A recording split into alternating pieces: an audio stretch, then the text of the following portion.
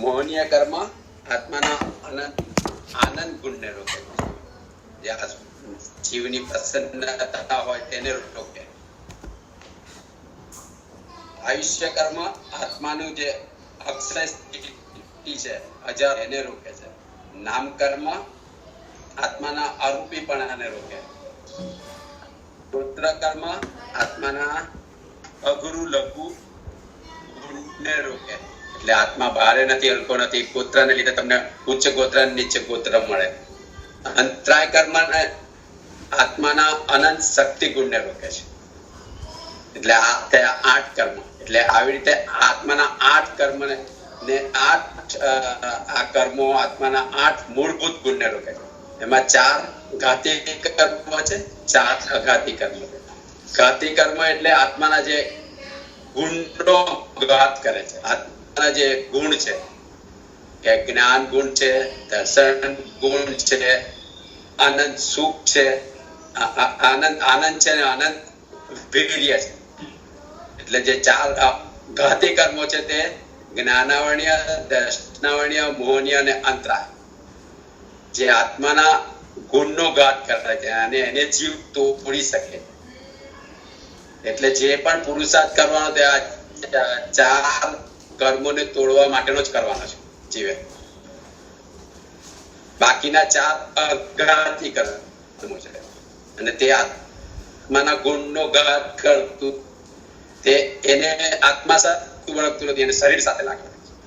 એટલે એના આવડતથી શરીરને તકલીફો થાય છે, આત્માને થતી નથી. અને જ્યારે જીવના આ 4 કર્મો તૂટી જાય છે, જે ઘાતી કર્મો છે, એટલે કેવળ જ્ઞાન પ્રગટ થઈ જાય ત્યાર પછી બાકીના 4 ગુણો કમજોર થઈ જાય છે, એ કઈ જ કરી શકતા નથી.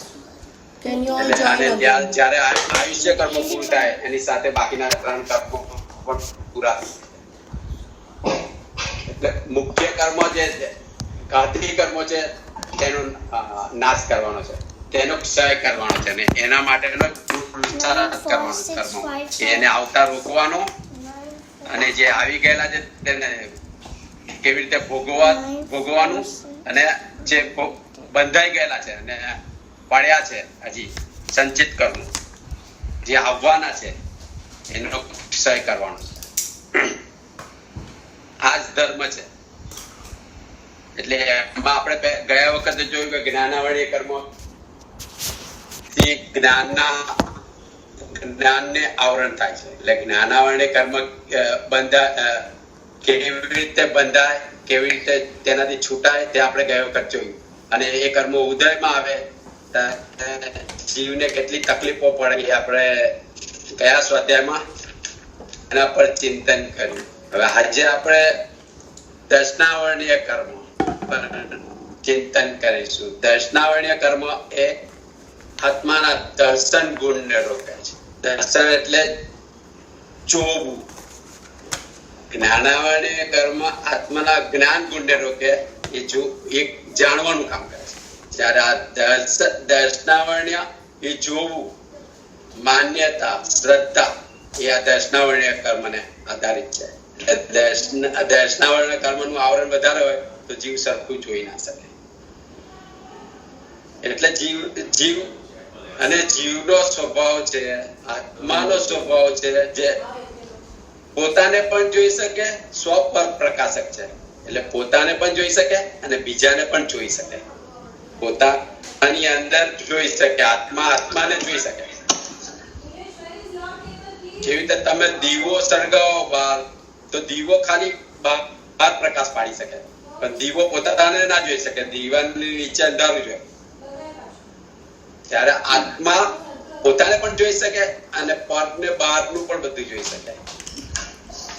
એટલે જ્યારે દર્શનાવર્ણ્ય કર્મનો ઉદય હોય છે ત્યારે આત્મા પોતાના આત્માને નથી જોઈ શકતો.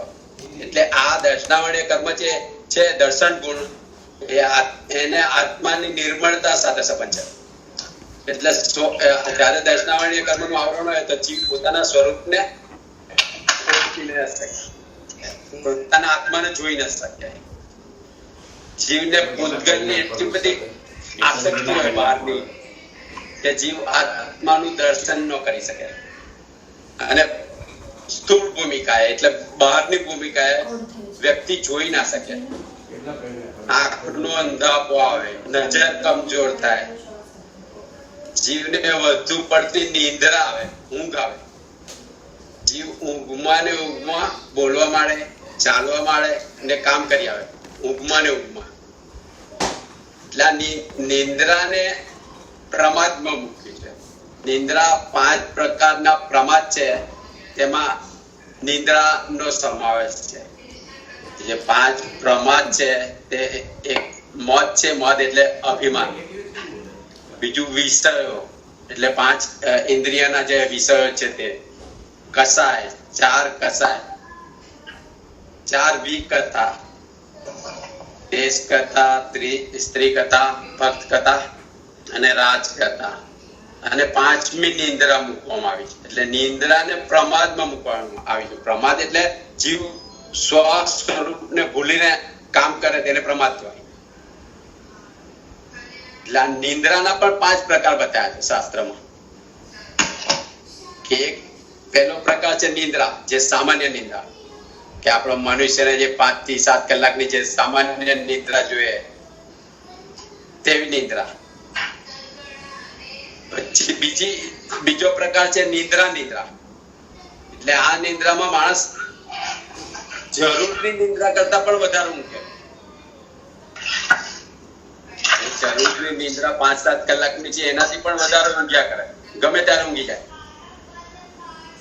એટલે દર્શનાવર્ણીય કર્મના લઈને આ નિંદ્રા છે. એટલે દર્શનાવર્ણીય કર્મના આવરણ વધારે હોય તો આ નિંદ્રા હોઈ શકે. જીવ ગમે ત્યારે વધારે ઊંઘે જરૂર કરતા. પછી એટલે જ્ઞાની પુરુષો તો 1 પ્રહરથી વધારે ઊંઘે નહીં. 1 પ્રહર એટલે 3 કલાકથી વધારે. પણ સાયન્સ કહેતું હોય 5 થી 7 કલાક જોઈએ. પણ જ્ઞાની પુરુષોની નિંદ્રા ખાલી 3 કલાકથી પણ ઓછી હોય. એટલે બીજો પ્રકાર છે નિંદ્રા. પછી ત્રીજો પ્રકાર છે પ્રચલા. પ્રચલામાં જીવ બેઠા ઊંઘી જાય, ઉભા ઊંઘી જાય. જે આપણે જે ઘણા જીવો જોઈએ છે, પુસ્તક વાંચતા ઊંઘી જાય છે, સામાયિક કરતા ઊંઘી જાય છે, વ્યાખ્યાન સાંભળતા ઊંઘી જાય, માળા ગણતા ઊંઘી જાય. આનો ઉદય છે પ્રચલા. દર્શનાવર્ણીય કર્મના ઉદયમાં આવે. પછીથી આવે છે પ્રચલા. પ્રચલા નિદ્રામાં જીવ ઊંઘમાં ને ઊંઘમાં બોલવા માંડે, ઊંઘમાં ને ઊંઘમાં ચાલવા માંડે, ને ઊંઘમાં ને ઊંઘમાં કામ કરી આવે. અને કામ કરીને આવે પછીથી સવારે તમે એને પૂછો તો ખબર ના હોય, એને કોઈ જ ખબર ના હોય કે એને શું કર્યું છે. આવી નિદ્રા એને પ્રચલા કહેવામાં આવે છે. આ જે દર્શનાવર્ણીય કર્મ ગાઢ બંધાવ્યો હોય તેને આનો ઉદય હોઈ શકે. અને પછી 5મી નિદ્રા કીધી છે થીણદ્રી નિદ્રા. થીણદ્રી નિદ્રા એટલે લાંબા સમય સુધી જીવ ઊંઘ્યા જ કરે. જેવી કુંભકર્ણ 6 માસ સુધી ઊંઘ્યા કરતો હતો, એ નિદ્રાને થીણદ્રી નિદ્રાનો પ્રકાર કહેવામાં આવે છે. અને આ બધું દર્શનાવર્ણીય કર્મના લઈને થાય છે. એટલે દર્શનાવર્ણીય કર્મ બંધાય છે નથી. દર્શન એટલે જોવું કે માનવું, શ્રદ્ધા કરવી. સમ્યક દર્શન કહીએ છીએ.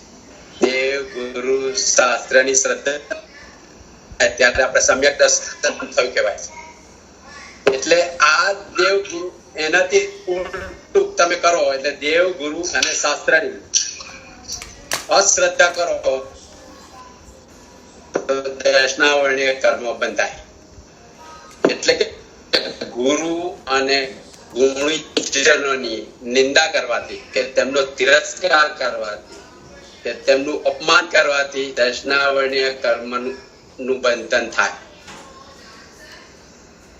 બીજું કારણ છે જીનેશ્વર પ્રભુની વાણીમાં અશ્રદ્ધા શંકા કરવાથી. કારણ કે જીનેશ્વર પ્રભુ કેવા છે, આપણે જાણ્યું જીનેશ્વર પ્રભુ કેવા છે, તો કે વિતરાગી છે, એને કોઈ જ રાગ દ્વેષ છે નહીં, અને સંપૂર્ણ જ્ઞાની છે, જેને કેવળ જ્ઞાન પ્રગટ કર્યું છે. હવે સંપૂર્ણ જ્ઞાની પુરુષ છે, વિતરાગી છે, તો એને આપણી પાસે શું લેવાનું હોય?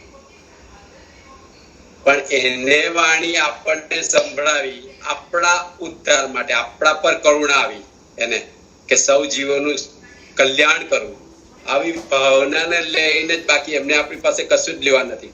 અને છતાં આપણે જો એની વાણીમાં શંકા કરીએ, અશ્રદ્ધા કરીએ, તો આપણે દર્શનાવરણીય કર્મનું આવરણ બંધાય. ત્રીજું છે સાધુ સાધ્વીની નિંદા કરવાની કે દુઃખચ્છા કરવાથી. દુઃખચ્છા એટલે આરતી કરવાથી, અણગમાપણું કરવાથી કે સાધુ સાધ્વી જોઈને લોકોને ગમે નહીં કે આ ક્યાં સાધુડા આવી ગયા, ક્યાં સાધુ વચ્ચે આવી ગયા, મને કઈક કરશે. એટલે આવી રીતની એની નિંદા કે દુઃખચ્છા કરવાથી પણ દર્શનાવરણીય કર્મ બંધાય. કારણ કે સાધુ સાધ્વી પણ ધર્મના માર્ગે જ ચાલનાર છે. એમને કદાચ સંકિત થયું હોય, સંકિત થવાથી કઈ કર્મ જતા નથી, એટલે કર્મ તો એમને આવતા જ રહે છે, કર્મના ઉદય એમને ચાલુ જ રહે છે, અને બધા કર્મના ઉદયમાં સરખે ક્ષમતા ભાવ રાખી ન શકે, એટલે એમના વ્યવહાર એ પ્રમાણે હોઈ શકે, પણ એ છે તો ધર્મના માર્ગે જ ચાલનાર. છદ્મસ છે, રાગદ્વેષ હોઈ શકે એમને, પણ રાગદ્વેષ સંપૂર્ણ ગયા નથી. સંકિતીને પણ રાગદ્વેષ મંદ થાય, એની ગાંઠ તૂટે, પણ રાગદ્વેષ જાય નહીં. રાગદ્વેષ તો છે 12મા ગુણ સ્થાનકે જ જાય. એટલે સાધુ સાધ્વીની પણ નિંદા કરવી કે એમના પ્રત્યે ઘૃણા પ્રગટ કરવી, અણગમો પ્રગટ કરવો, એનાથી દર્શનાવરણીય કર્મનું બંધન થાય છે જીવને. ચોથું કારણ છે આંખનો દુરુપયોગ કરવાથી. આંખનો દુરુપયોગ એટલે ન જોવાનું જોવાતું.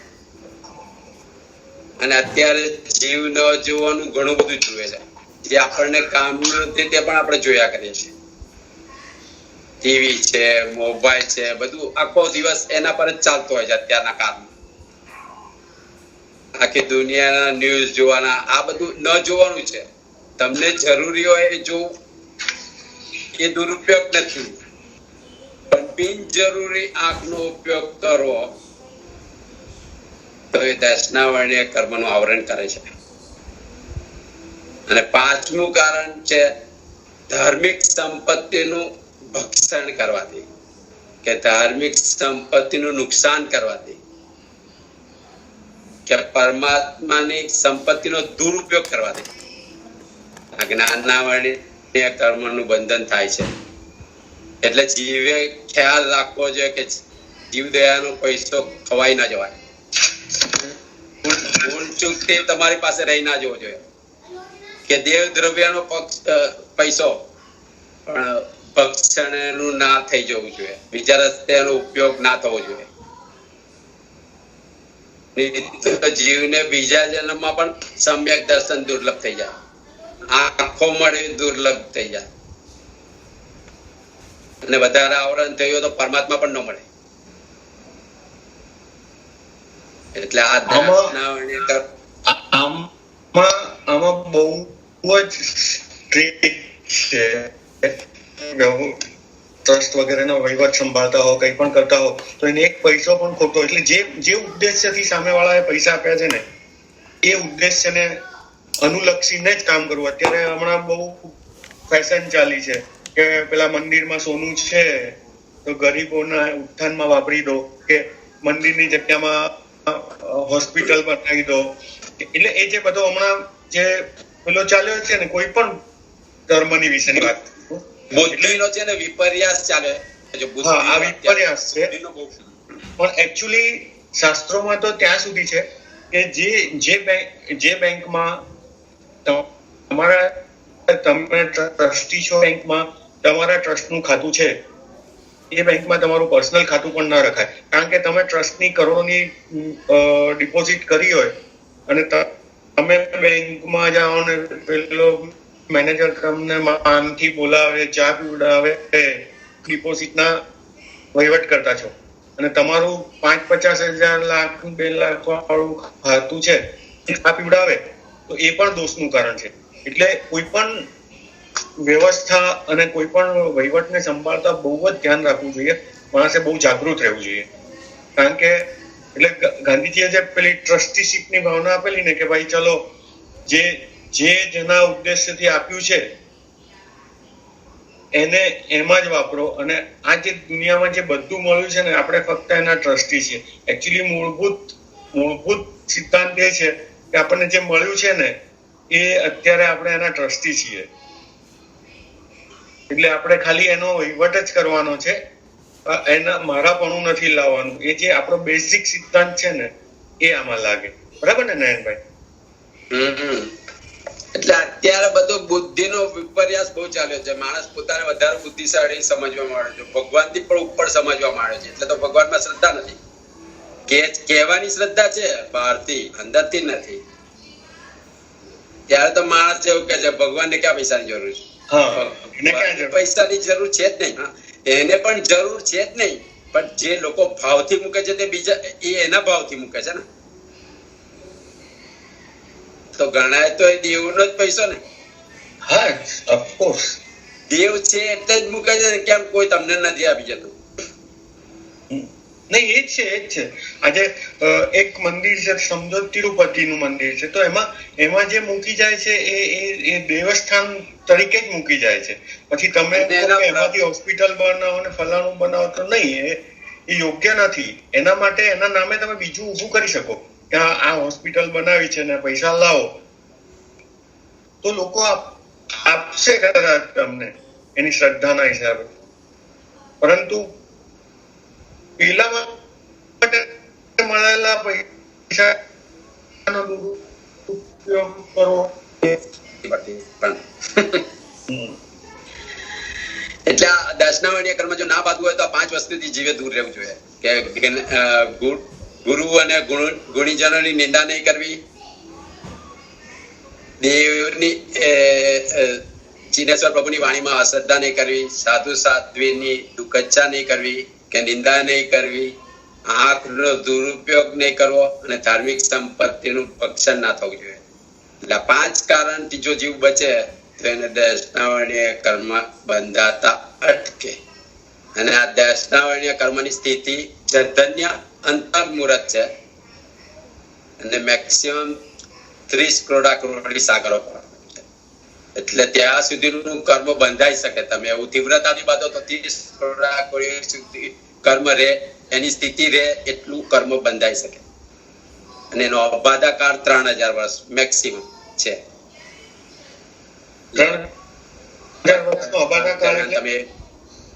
અબાધાકાળ એટલે કર્મ ઉદયમાં ન આવે ત્યાં સુધી નિવારી શકો.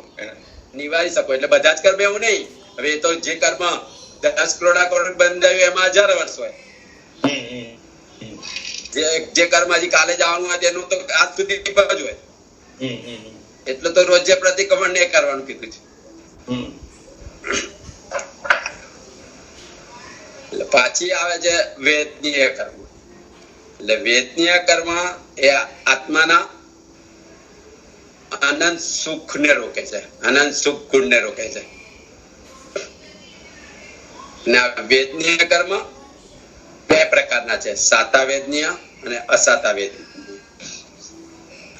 એટલે જીવને જયારે વેદનીય કર્મનો ઉદય આવે ત્યારે જીવને સુખ અને દુઃખની સંવેદના જગાવે. સાતા વેદનીય અને કર્મના ઉદયમાં જીવને સુખની અનુભૂતિ થાય, સુખના અનુભવ થાય. જ્યારે અસાતા વેદનીય કર્મના ઉદયમાં જીવને દુઃખની અનુભૂતિ થાય, દુઃખના અનુભવ થાય. સાતા વેદનીય એ પાપ કર્મ કહેવાય કે પુણ્ય કર્મ કહેવાય? પુણ્ય કર્મ કહેવાય.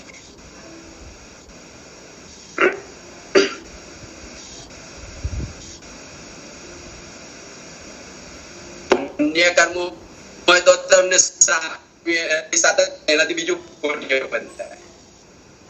એટલે આસાતા વેદનીય કર્મ શું કરવાથી બંધાય? તો કે કોઈ પણ જીવ ઉપર દુઃખ પહોંચાડવાથી. કોઈ પણ જીવને તમે દુઃખ પહોંચાડો,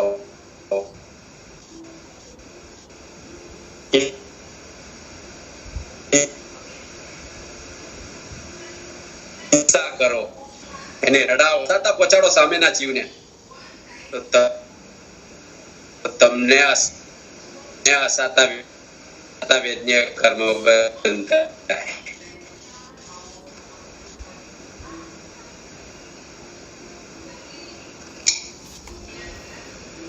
અને બીજા જીવ શાંતિ નાખવાથી પણ તમને અસાતા વેદનીય કર્મ બંધાય. બીજો જીવ શાંતિથી જીવતો હોય અને તમે એને હેરાન કરો,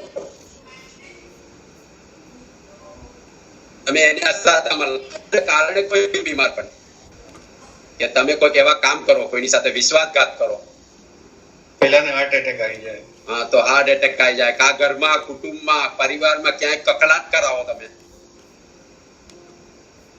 રડાવો લોકોને, એમાં પરિવારના કોઈક જણને આવી શકે બીમારી.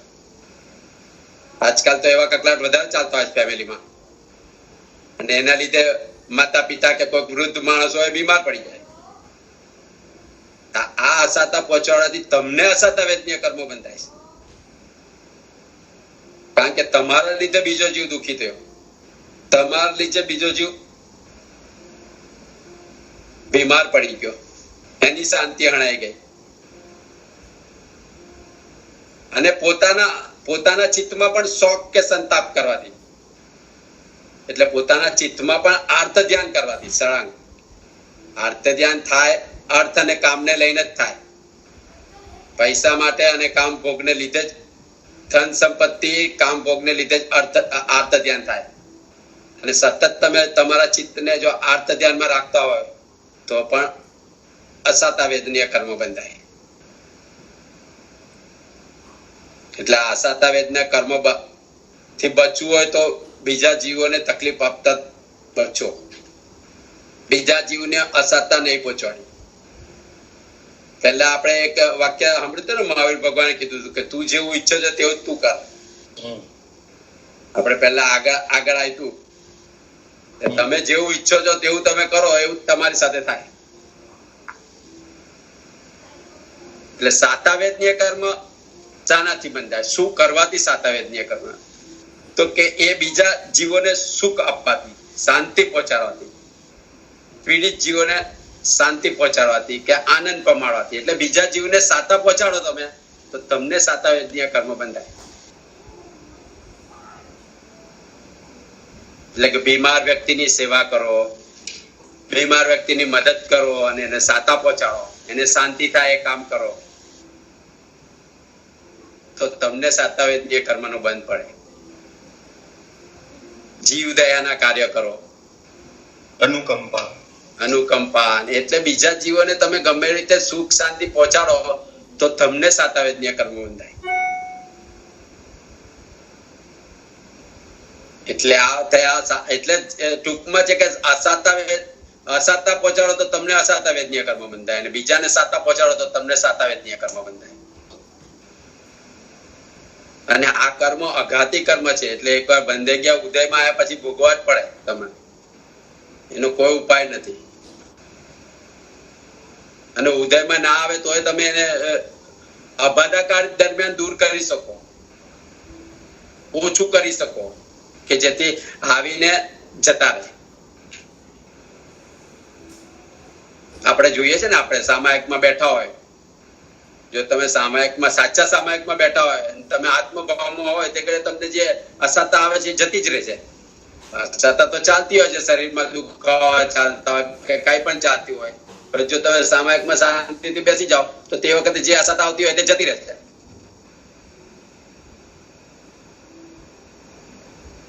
એટલે ધ્યાન દ્વારા કે ધર્મ દ્વારા અસાતા વેદનીય કર્મ દૂર થઈ શકે છે.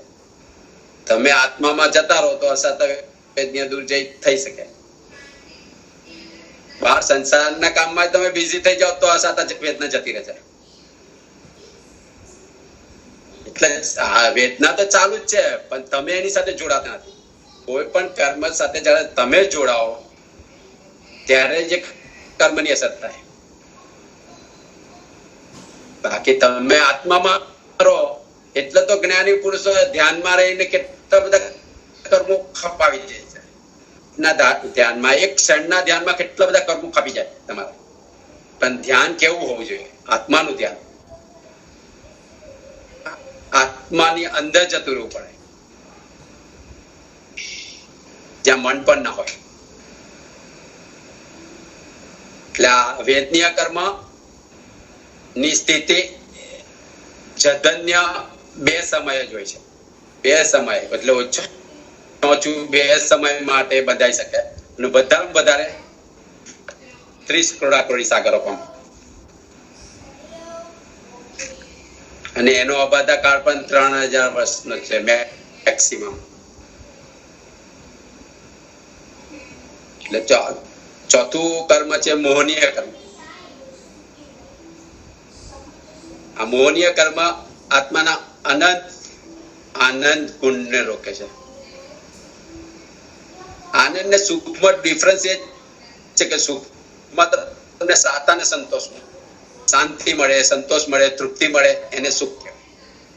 અને આનંદ ગુણ તમારી પ્રસન્નતા,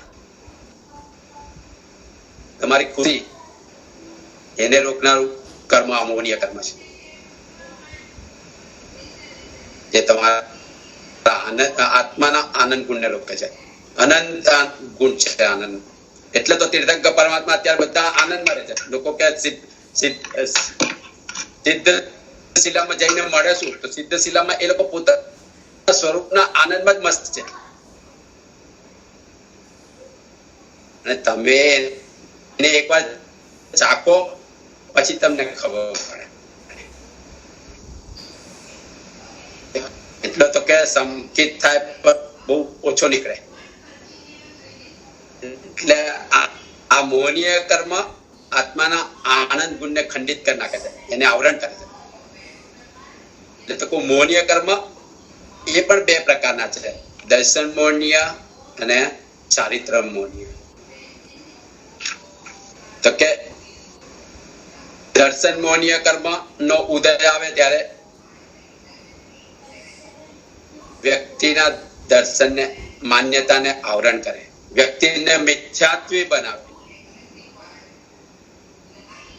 મિથ્યાત્વી એટલે જે સાચું છે સમજવા નથી. સાચું છે એને ખોટું માને, ખોટું છે એને સાચું માનીને જીવે. એને આત્માની વાત મગજમાં એને ઉતરે જ નહીં. એ માણસ એમ જ માને કે આત્મા શું છે, કઈ છે નહીં, ખાઓ પીઓ મજા કરો. એટલે આત્માનો એને સાચો બોધ થઈ જ ના શકે, થવાનો દે. જો આ મોહનીય કર્મ ઉદયમાં હોય ત્યાં, અને આપણા બધાના મોહનીય કર્મ તો ઉદયમાં છે જ, પણ એનો ક્ષય થયેલો છે, એની સ્થિતિ ઓછી છે. એટલે તમે અત્યારે ધર્મને સમજવાની કોશિશ કરો છો, ભલે હજી સમજવા તો નથી જ દેતું આ મોહનીય કર્મ હજી. આ દર્શન મોહનીય કર્મ છે. એટલે સમ્યક દર્શન ની પ્રાપ્તિ ન થવા દે આ દર્શન મોહનીય કર્મ. જીવને સ્વચ્છ બનાવે, મત અને આગ્રહમાં જીવને રાખે, કેવું એવા આગ્રહી બનાવે કે હું કઉ છું સાચું છે, છોડે જ નહીં. આ દર્શનાવર્ણીય કર્મનો આવરણ છે. એવી જ રીતે કે જીવની બુદ્ધિને જ મૂંઝવી નાખે, મતિને મૂંઝવી નાખે. જીવમાં આસક્તિ જન્માવે. એટલે પર પદાર્થો પ્રત્યેનું એટેચમેન્ટ જે આપણને છે ચારિત્ર મોહનીય કર્મના લીધે છે. કે પર પદાર્થમાં એટલી બધી આસક્તિ હોય એટલે જીવ એમાં જ મૂંઝાઈ જાય. એનું આચરણ એને એને લઈને ચાલતું હોય એટલે શુદ્ધ આચરણ તમને થવાના નથી. રાગ દ્વેષ જન્માવે. 16 પ્રકારના જે કસાયો કીધા છે, અનંતાનું વિચાર, ક્રોધ, માન, માયા, લોભ, અપ્રત્યાખાની 4, પ્રત્યાખાની ને સંજલન, આ કસાયોનો એ જન્મ આવે. મોહનીય કર્મને લઈને તમારામાં કસાયો પેદા થાય, એવા ઉત્પન્ન થાય. અને નો કસાય ને પણ એ જ જન્મ આવે. નો કસાય ના પ્રસંગો ઉભા કરે. નો કસાય એ કસાય ને જન્મ આવે. નો કસાય એકચ્યુઅલ કશું જ નથી કે હાસ્ય, રતિ, ભય, શોક, જુગુપ્સા એ બધા એવી વસ્તુ છે કે મોહનીય કર્મ છે, જે ચારિત્ર મોહનીય કર્મ, ત્યાં આ બધું ઉભું કરે. એટલે ઇવન જીવનમાં કોઈ જીવને સંકિત થયું હોય તો ચારિત્ર મોહનીય કર્મનો ઉદય હોય ત્યાં સુધી એને કેવળ જ્ઞાન ન થઈ શકે. આ ચારિત્ર મોહનીય કર્મ એને એના ચારિત્રમાં આવરણ લાવે. કારણ કે સંકિત થયા પછી તો કર્મ રહેતો ખરા જ, અને એ કર્મને ઉદયમાં આવે ત્યારે આ બધા રાગ દ્વેષ જન્મ આવે. એને એકચ્યુઅલી કર્મ સંકિતથી જીવને ક્ષમતા ભાવે સહન કરવાનો હોય. આ સાધુ સાધ્વી જીવો છે જે ચારિત્રના માર્ગ પર આગળ છે, પણ અત્યારે એમને ચારિત્ર મોહનીય કર્મનો ઉદય એટલો બધો હોય છે, દુષ્મકાળ છે, કળિયુગ છે, એટલે એ લોકો પણ ચારિત્રમાં સ્થિરતામાં રહી શકતા નથી. એમના કર્મોના ઉદય એટલા બધા હોય છે, એટલે એમનેમાં પણ આપણે રાગ દ્વેષ જોઈ શકીએ છીએ. એમના ચારિત્રમાં પ્રતિબંધ ઉભા કરે. પ્રતિબંધ ચારિત્રમાં આચરણ કરતા, શુદ્ધ આચરણ કરતા. એ પ્રતિબંધે 4 પ્રકારના બતાવ્યા છે કે દ્રવ્ય, ક્ષેત્ર, કાળ, ભાવ પ્રમાણે. એટલે દ્રવ્ય એટલે એમને કેટલાક સાધુને કે આ મારે આ જ હાર જોઈએ, મારે આ જ વસ્તુ જોઈએ, મારે આ જ પાત્ર જોઈએ, એવું હોય છે. ધર્મના માર્ગ પર ગયા પછી પણ હોય છે. એ એમનો આ ચારિત્ર મોહનીય કર્મનો ઉદય છે. કે ક્ષેત્ર તો કે હું તો અમુક જ ક્ષેત્રમાં અમે જઈએ, અમુક શહેરમાં ચોમાસું કરીએ. આ બધા એમના પ્રતિબંધ છે આ ચારિત્રના, અને આ મોહનીય કર્મ છે. એવું કાળમાં કે અમુક ઋતુમાં જ અમને ફાવે, અમુક ઠંડી હોય ત્યાં જગ્યાએ ચોમાસા ના કરીએ, અમુક ગરમીમાં ચોમાસા ના કરીએ.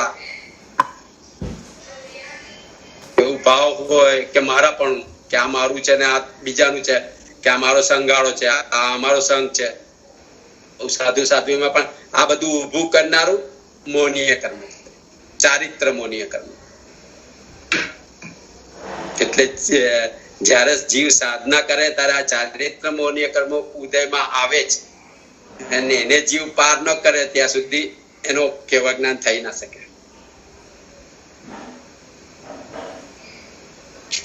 એટલે આ મોહનીય કર્મ બંધાય કેવી રીતે?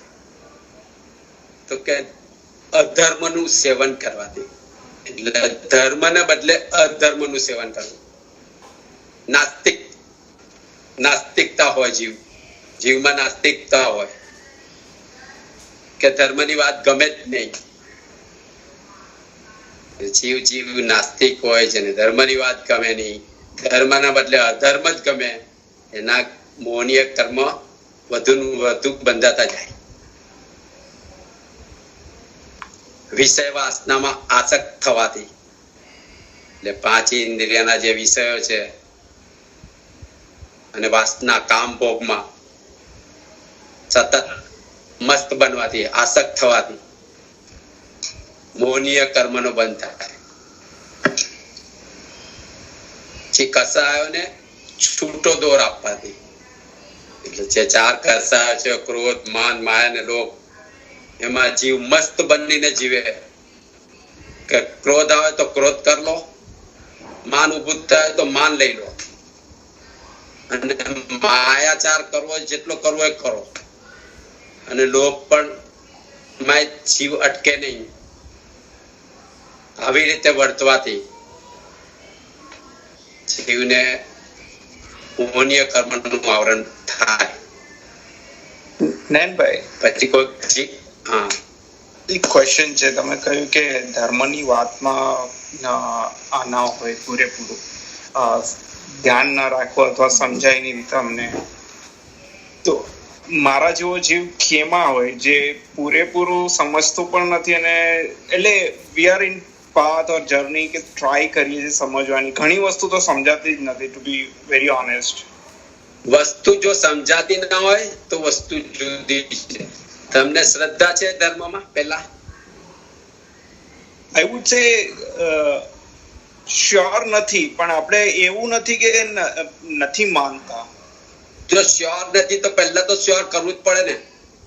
તમે કોઈ પણ વસ્તુ ઇવન બજારમાં પણ ખરીદી કરવા જાઓ તો પહેલા શ્યોર કરી જાઓ છો ને કે મારે આ લેવું છે. તો આમાં શ્યોર કરવું જોઈએ કે હું જે ધર્મ કરું છું, તમે જાતે તમારી જાતે પણ ચિંતન કરો. એટલું હું જ કહું છું કે શાસ્ત્રમાં કહેલું એના પર શંકા કરવાની જરૂર નથી, પણ એના પર તમે રિસર્ચ કરો. હા, એટલે શંકા નથી કરતા નયનભાઈ, પણ આપણે શું કહેવાય, બહુ હજી ઉપર છેલ્લું છે જ્ઞાન આપણને, કે જો જ્ઞાન તો છે ને, આપણને મેં ગયા વખતે કીધું કે જ્ઞાન ખાલી છે ને મુસ્તીફર જ્ઞાન જરૂરી છે. ઓકે, કે આત્મા ને જીવ અલગ છે. ખાલી આત્માને જાણી લો એટલે બધું જ્ઞાન આવી ગયું. કે આત્મા શું છે એટલું તમે મહેસૂસ કરો તમારી જાતે કે ખરેખર આત્મા છે કે નહીં. ખરેખર હું આત્મા છું કે શરીર છું? બરાબર. આટલું જ્ઞાન આવે એટલે આ ધર્મ થયો. ઓકે, અને આટલા આત્મા પર શ્રદ્ધા થઈ એ ધર્મ થયો. તો પછી ધર્મ શેના લીધે કરવાનું છે? જીવને આત્માથી શરીરને જુદું કરવાનું છે. બરાબર. આનું નામ જ ધર્મ, આપણું શોર્ટકટમાં. બરાબર. એમાં કઈ બહુ ડિટેલ્સ સાયન્સ નથી, ભલે સમજાવ્યું છે આટલું બધું, કારણ કે જીવના કર્મો એટલા બધા છે. જીવ એટલા જન્મથી એટલા બધા કર્મો લઈને આવે છે, એટલા બધા ટાઈપના એના દોષ છે. એટલે જ્ઞાની પુરુષે જુદી જુદી રીતે ધર્મ સમજાવે. બરાબર. કે કેવી રીતે સૌથી મોટી વસ્તુ રવિભાઈ, કે તમને એમ થાય છે, સમજો ધારો કે કોઈ પણ માણસને એમ થાય કે હું સારો હોઈશ કે નહીં હોઈશ, એમ સમજો, એ એની સારપની નિશાની છે. બરાબર. આપણે ભવિ જીવ અને અભવિ જીવની વ્યાખ્યા આવે છે.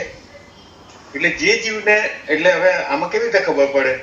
અભવિ જીવ હોય, સમજો, એ પણ ચારિત્ર લઈ શકે, આચાર્ય પણ થઈ શકે. બરાબર. બરાબર. એ લેવલ સુધી અભવિ જીવ, જે ક્યારે પણ મોક્ષે નથી જવાનો, એવા અભવિ જીવ પણ ત્યાં સુધી પહોંચી શકે. પણ હવે ભવિ ને અભવિની વ્યાખ્યા શું આપી છે શાસ્ત્રોએ? કે જે જીવને એમ વિચાર આવે કે હું ભવિ હોઈશ કે અભવિ હોઈશ, એ ભવિ જીવ. એટલે તમે આપણે એ ગણિતને લઈએ, એટલે એમ થાય છે કે મને હજી સમજણ નથી પડતી, હજી હું સમજી નથી શકતો. એ એક અલગ વિષય છે. પણ સમજવાની ઈચ્છા છે ને, એ પ્રૂવ કરે છે કે તમે સમ્યક દર્શનના અથવા તો સાચા રસ્તાના માર્ગ માટે તૈયાર છો. તમારી જીવની પાત્રતા તૈયાર છે. એ સમજાવે છે કે તમારી પાત્રતા યોગ્ય છે. હવે એ કેટલું ક્લિક થાય, કેટલા અંતરાયો દૂર થાય, એ અલગ વસ્તુ છે, એ અલગ મુદ્દો છે. પણ બેઝિક પાત્રતા આવી ગઈ તમારી, કે જ્યારે તમને એમ સમજાય કે મને કેમ સમજાતું નથી, મને સમજાતું નથી, એટલે સમજતા થાય છે. બસ ધેટ ઇઝ ધ પાત્રતા. બરાબર નયનભાઈ? કારણ કે જ્ઞાન તો તમે ગમે તેટલું લેવા કરશો, આખી જિંદગી પૂરી પ્રક્રિયા મોડે કરી લેશો તો કઈ એનાથી કોઈ સિદ્ધ નથી થતો. બરાબર. એના કરતા એક આપણો સબ્જેક્ટ પકડાયો છે, સમજો, અને એના પર તમે ઊંડા જાઓ છો ને, તો તમને પીએચડી મળશે. આખું એન્સાઇક્લોપીડિયા મોડે કરવાવાળાને પીએચડી નથી આપતા. બરાબર. એક વિષય પકડીને એના પર જેટલું જ્ઞાન છે એટલું બધું ભેગું કરવાવાળો પીએચડી થઈ શકે. એટલે મૂળભૂત શ્રદ્ધા લઈ અને પછી એના પર સ્વચિંતન એ સૌથી શ્રેષ્ઠ રસ્તો છે. જ્ઞાનનો સૌથી શ્રેષ્ઠ રસ્તો સ્વચિંતન. બરાબર. કોઈ પણ થિયરીનો શ્રેષ્ઠ રસ્તો શું હોય? Case studies. તમે જયારે વાસ્તુનો અભ્યાસ કરો, જ્યોતિષનો અભ્યાસ કરો, ત્યારે જ્યોતિષનો ધારો કે અભ્યાસ કરો તો કઈ તમને બધા મેથેમેટિક્સ અને મેથેમેટિક્સ એમ ના બેસે. પછી તમે એના કેસ સ્ટડીઝ કરો કે સમજો ઇન્દિરા ગાંધીની કુંડળી જોઈ, તમે વિચાર્યું કે ઓ એને આ સ્થાનમાં આ ગ્રહ છે અને આ સ્થાનમાં એની નજર છે, સમજો આ તો એક વિષયની વાત છે. એટલે પછી તમારું જ્ઞાન એ દ્રઢ થતું જાય. એવી રીતે ધર્મને પણ એવી રીતે લેવાનું છે કે જ્ઞાન બેઝિક આવી ગયું, પછી હવે તમારું ચિંતન અને તમારા કેસ સ્ટડીઝ સૌથી ઇમ્પોર્ટન્ટ છે. બરાબર. એટલે એ ઓટોમેટિક પછી છે ને તમારા અંતરાયોને તોડશે. તમારું ચિંતન તમારા અંતરાયોને તોડે. બરાબર નયનભાઈ? ચિંતન ચાલે, ચિંતનની ધારા ચાલે એટલે તમારા અંતરાયો તૂટતા જાય. અને અંતરાય એની ચિંતા કરવાની જરૂર નથી કે મને સમજાતું નથી. સમજવાની પ્રેક્ટિસ કરવી જરૂરી છે. એક વસ્તુ તો સમજાય છે કે નયનભાઈ ને સંદીપભાઈ, જેમ કે આપણા સ્વાધ્યાય ચાલે છે તો હવે એવું થઈ ગયું કે જ્યારે હું નથી જોઈન કરી શકતો ફોર એક્ઝામ્પલ, રાઈટ, તો મને ખાલીપો લાગવા માંડ્યો કે આપણે સન્ડે હવે એ ફિક્સ થવા માંડ્યું કે આ સાંભળીએ, થોડું વિચારીએ. એટલે somehow we are on path, but હજી મને એમ લાગે છે ઘણું આપણે કરવું પડશે એમ. એટલે મને એમ લાગે છે મારા પોતા માટે એમ. એટલે એ જ સૌથી મોટી પાત્રતા, જીવની પાત્રતા. કોઈ જમીનમાં આપણે શેરડી ઉગાડવી હોય તો એ જમીન શેરડી માટે જે જરૂરી હોય એવા કાંપવાળી, એવા ભેજવાળી એવી છે કે નહીં એ ઇમ્પોર્ટન્ટ છે. પછી વાવેતર તો આ વર્ષે નહીં થાય તો આવતે વર્ષે થશે. શેરડીનું વાવેતર તમારું આ વર્ષે નહીં થાય તો આવતે વર્ષે થશે. પણ જમીનની પાત્રતા જ નહીં હોય, તમે રણમાં જ મથ્યા કરશો કે અહીંયા મારે તો શેરડી જ ઉગાડવી છે, સમજો કે જ્યાં બાવળ પણ નથી ઉગતો ત્યાં શેરડી ઉગાડવી છે. પહેલા જમીનની પાત્રતા નક્કી થઈ જાય કે ભાઈ નહીં, ચલો આ મારી પાત્રતા છે, પછી એને આવતા વાર નથી લાગતી હંમેશા. અને એને નિમિત્તો તો જો તમે એક દારૂડિયો માણસ હોય ને, એ કોઈ ગામમાં જાય ને તો એને 5 મિનિટ કે 15 મિનિટ મેક્સિમમ એને દારૂ પ્રોવાઈડ કરવા વાળો માણસ મળી જ જાય. કારણ કે એનું લક્ષ્ય જે હોય દારૂડિયાનું કે સાંજે મારે આ જોઈશે, તો એ સાંજ સુધીમાં એ માણસ એને શોધી જ કાઢે. બરાબર છે ને? એક તલબ વાળો માણસ એનું વ્યસન ગમે ત્યાં જાય ને તો એ શોધી જ શકે ને એના એવા મળી જ રહે, પાછા એના ગોઠિયા પણ એવા જ મળી રહે. એવી રીતે જ્ઞાનમાં નિમિત્તો તો તમને મળવાના જ છે.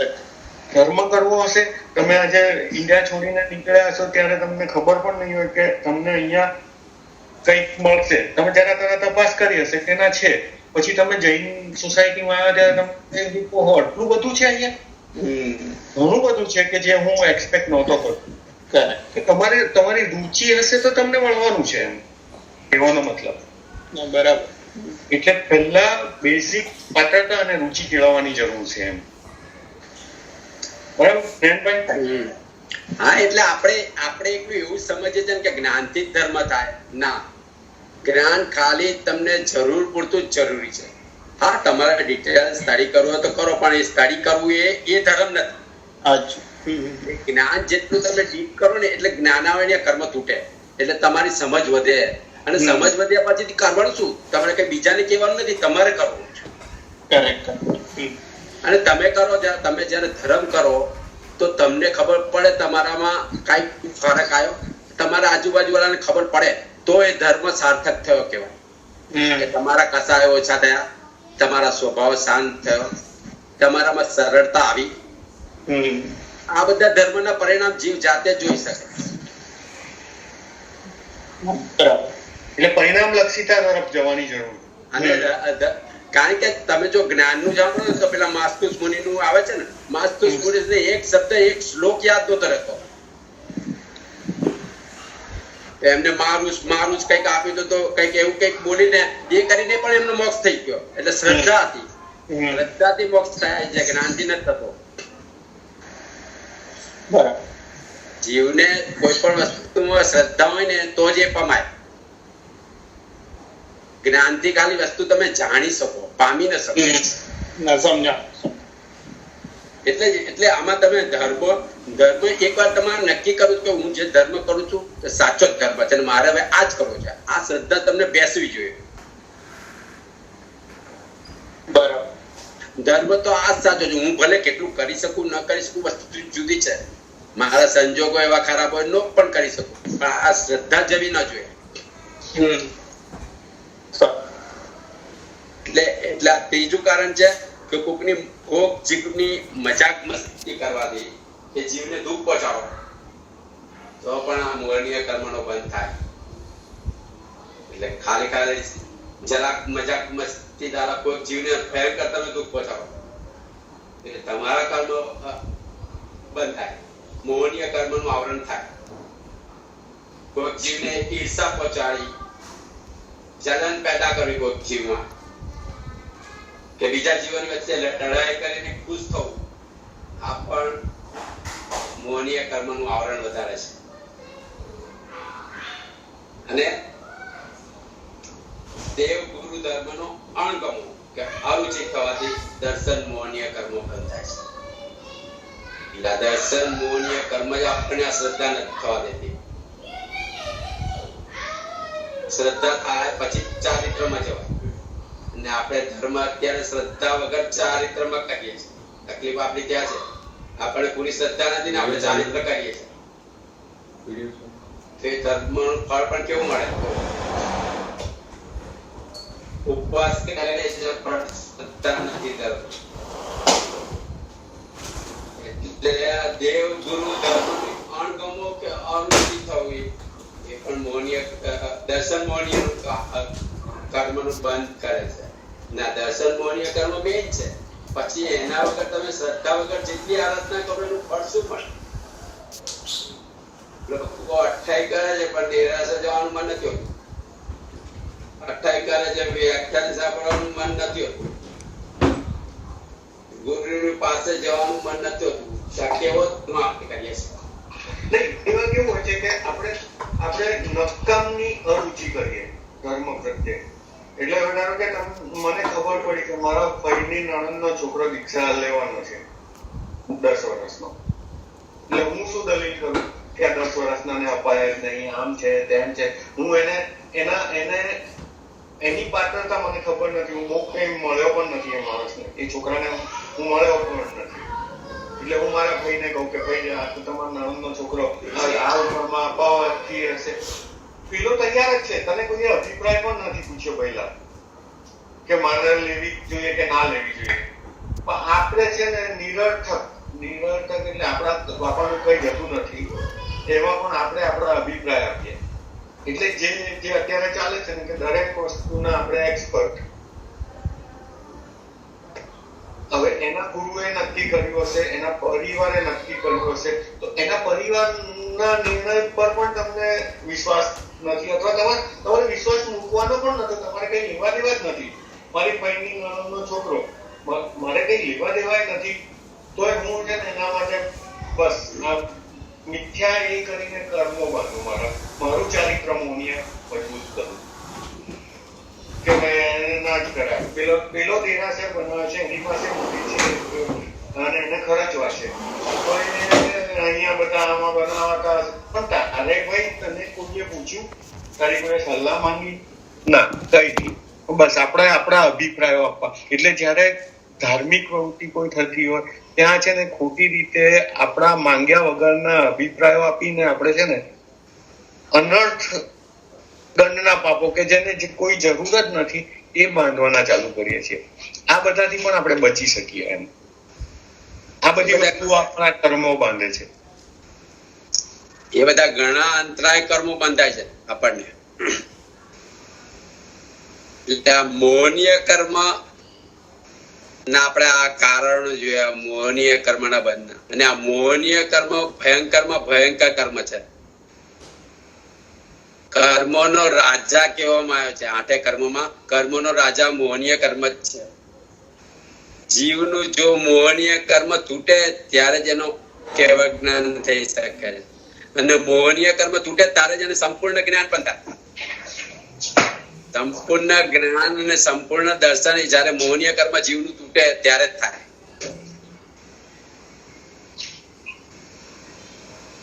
એટલે જીવને કેવળ જ્ઞાન પ્રગટાવવા માટે જે કોઈ અટકાવતું હોય તો આ મોહનીય કર્મ છે. એ જીવને 12મા ગુણ સ્થાનક સુધી, ઇવન જ્ઞાનીને પણ 12મા ગુણ સ્થાનક સુધી આ મોહનીય કર્મ અટકાવે. એટલે તો ત્યાં સુધી ધર્મમાં આલંબન લેવાનું કીધું છે. આલંબન એટલે સહારો જીવે છોડવો ના જોઈએ. ઇવન સંકેત થયા પછી પણ ધર્મનું આલંબન છેક 12મા ગુણ સ્થાનક સુધી લેવાનું કીધું છે. ધર્મના સાધનો કોઈ છોડવા ના જોઈએ. અત્યારે લોકો હું આત્મા છું કરીને ધર્મના બધા સાધનો છોડી દે છે અત્યારથી જ. હજી તો સંકેત થઈ નથી, પણ શાસ્ત્રમાં 12મા ગુણ સ્થાનક સુધી નિરાલંબન થવું નહીં. કે સ્વાધ્યાય, ભક્તિ, આ પ્રતિક્રમણ, આ બધી ક્રિયાઓ છેક 12મા ગુણ સ્થાનક સુધી કીધી છે. ત્યાં સુધી જીવ પોતાની અંદર ન જઈ શકે. Man is known by the company he keeps. નહીં તો 11મા ગુણ સ્થાનકે આ જીવ પાછો 11મા ગુણ સ્થાનકે પણ પડીને પાછું જતો રહે મિથ્યાત્વ. થોડોક મોહ ઉભો થયો ત્યાં આગળ જો એક રાગનો કણિયો તરત પડે જીવ, અને છેક નજીક આવેલો જીવ પાછો મિથ્યાત્વમાં જતો રહે. એટલે આ મિથ્યાત્વ કર્મ બહુ ભયંકર છે.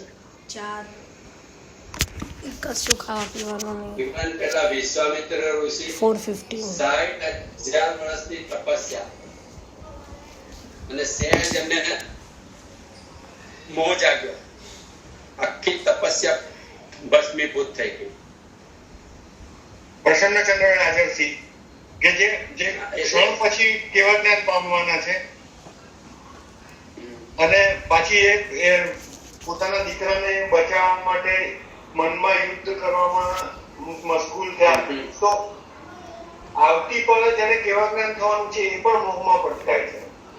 કારણ કે મોહ બહુ ભયંકર છે. મોહનીય કર્મ એટલે કે મોહનીય કર્મ ની જે ચૈતન્ય સ્થિતિ છે તે અંતર્મુલક છે, અને ઉત્કૃષ્ટ સ્થિતિ એની 70 કરોડા કરોડ એટલે 70 કરોડા કરોડી સાગરો પંચેતા વિચાર 70 કરોડા કરોડી સાગરો ગાઢ મિથ્યાત્વમાં હોય તે જીવને એવી હોય. અને હજી આપણો જીવ અત્યારે એવું કહેવાય કે આપણે જ્યારે ભગવાનમાં બિલીવ કરીએ, આત્મા જેવામાં કંઈક બિલીવ કરીએ, ત્યારે આપણો જીવ 1 કરોડા કરોડી સાગરો પંચી થોડેક અંદર આવ્યો હોય. ત્યારે આપણને આ ધર્મનું સાંભળવાનું ગમે, ભગવાન ગમે, આત્મા ગમે, આત્માની સમજ આવે. એટલે આપણે અહીં સુધી આવ્યા છે, પણ અહીંથી પણ હજી પાછા જઈ શકીએ. 70 કરોડા કરોડી સાગર પંચમાં જઈ શકીએ જ્યાં સુધી આપણે સમજી ન Take your own laptop, go inside. કારણ કે આ કર્મ જે એવું ભયંકર છે. Le, take this. જીવ મોહમાં એવો લપટાઈ જાય. આપણે જોઈએ છે કેટલા સાધુઓ દીક્ષા છોડીને પાછા મોહમાં લપટાઈ જતા. એટલે મોહનીય કર્મ બહુ ભયંકર છે. એ રીતે આપણને આ પદ્ધતિ રોકે છે. જીવ સૌથી વધારે સહજ મોહનીય ન જ કરવાનો. જ્યારે રાગ દ્વેષ નો ક્ષય થાય કે રાગ દ્વેષ કમજોર પડે ત્યારે જીવને શ્રદ્ધા થાય, સંકિત થાય. એટલે આપણે અત્યારે આપણા કેટલા પુણ્યના બળે આપણે અહીં સુધી પહોંચ્યા છે. ટીચર હાજર છે, એવી રીતે જતો રહેશે ને તો એકવાર જોઈ લે, ચાલુ નહીં રાખીએ પછી વાત કરજે, પૂછી લે. આપણે